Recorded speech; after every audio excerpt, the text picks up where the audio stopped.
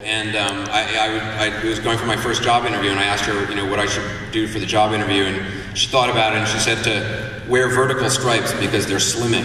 I didn't know what that meant at the time. So anyway, I'm graduating college, and in desperation, I ask her for advice about what she thinks I should do, and she thinks about it for a moment, and she says to me, "Follow your bliss. Follow your bliss."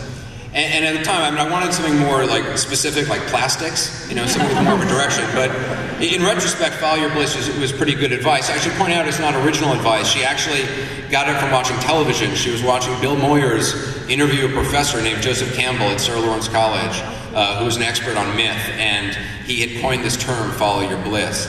I should be thankful my mom was not watching, Jerry Springer or Montel Williams. I don't know what sort of advice she would have given me then. Probably something about, getting a DNA test.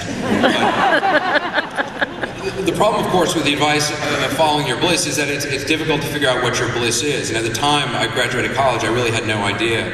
I had a liberal arts degree, which is to say I had no actual skill. And you know what I'm talking about, sadly.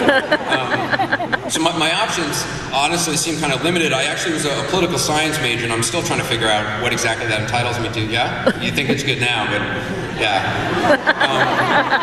And I actually went to college in the late 1980s. I graduated in 1989, and I had spent 4 years actually studying communism and the Soviet Union. So when the Berlin Wall fell, I was completely screwed. And I know it's not about me, but at the time it was hard to see that. I mean, I was sort of happy, for them, but I gotta say, I was, it was only a little bit happy. I never actually studied journalism, but I'd always been interested in news and television, and particularly the experiences of war correspondents during Vietnam. I'd read a lot about them, and I'd left high school a semester early and rode in a truck across sub-Saharan Africa for several months. And Africa had really opened my eyes and sort of quickened my pulse. It was the first time I'd had to talk my way through a roadblock. It was the first time I'd had a gun pointed at me in anger, as opposed to what? I guess in love. I don't know why I said that. But I really, each country in Africa is so different than the other geographically and ethnically and socially, and I fell in love with those differences and the vitality of the places and the people that I visited. And when I graduated, I decided that whatever I wanted to do had to involve travel, and since I'd read a lot about being a war correspondent, I decided I'd try to become a foreign correspondent.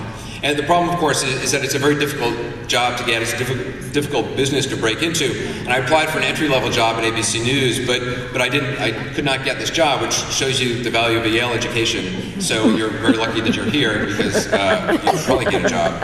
In the end, I came up with a plan. Since no one would give me a chance, I would have to take a chance. And since no one would give me an opportunity, I decided I have to try to create my own opportunity.